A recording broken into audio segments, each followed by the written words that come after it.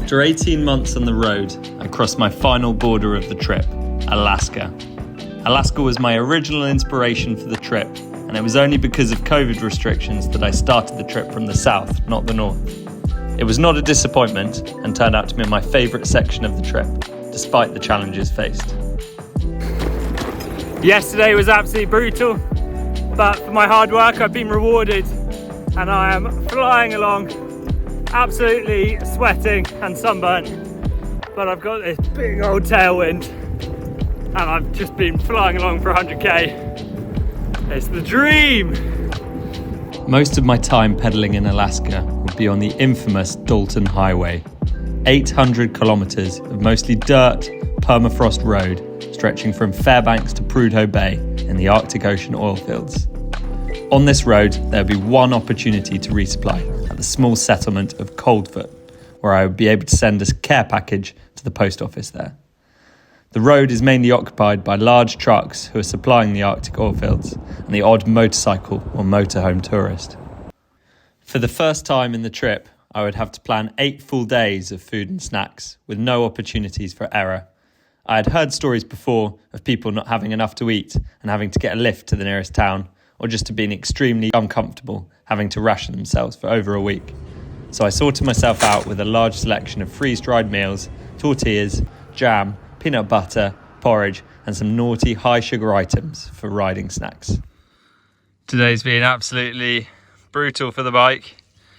Super wet and cold, but I'm now in this awesome place, Blixt Cabin, and it's kind of like a Scottish bothy with a nice burner, some bunks, a light.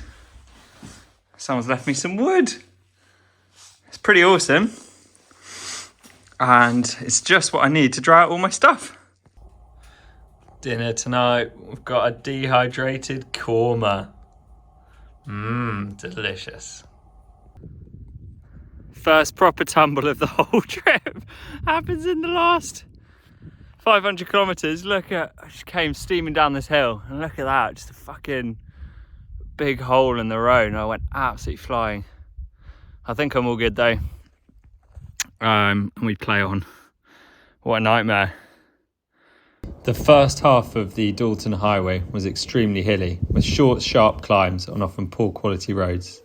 It did not get easier from here, however, because after climbing the highest pass in Alaska, the Atigan Pass, I was greeted by a brutal Arctic headwind that sucked away all my heat and energy. Up there we go. Come on. Come on. It is fucking brutal. We've got this climb. I've got the wind behind me, but the ground is just peanut butter. So I'm just sinking in. I'm barely moving. It's absolutely brutal. I hope it dries out soon.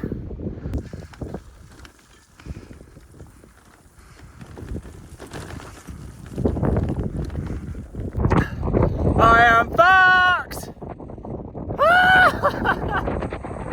But highest pass.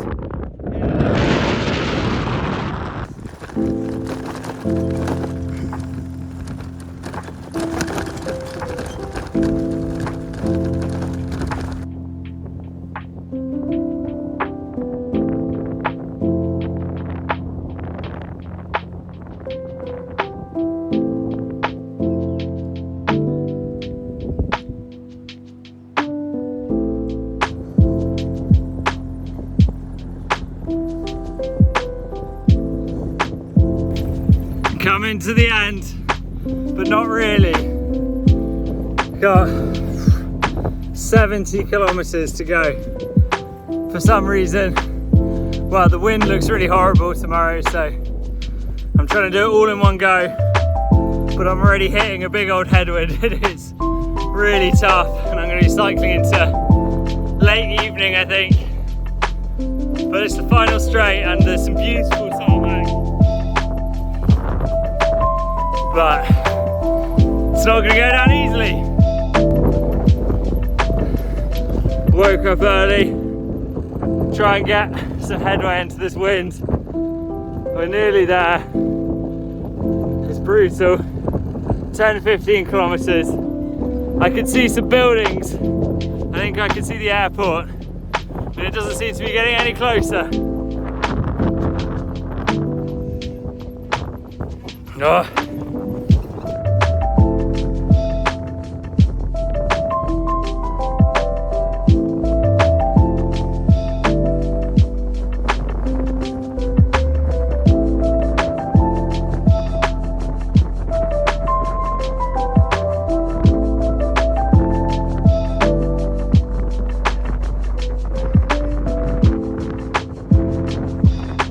After flying back to Anchorage, I decided to take the opportunity to hang out for the week and see a bit of Alaska off the bike before I headed home.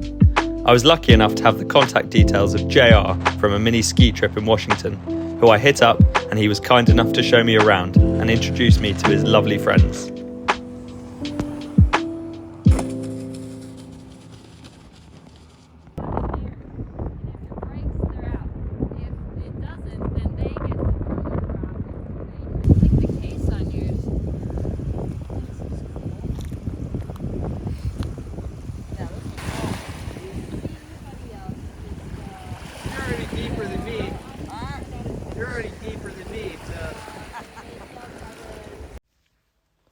This is now the end of the journey for me, and I am now back in the UK, readjusting to life in one place again. I hope that this won't be the last big adventure, but it has been so great that I wouldn't mind if it was.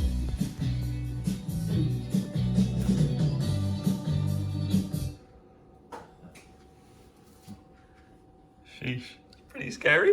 That's pretty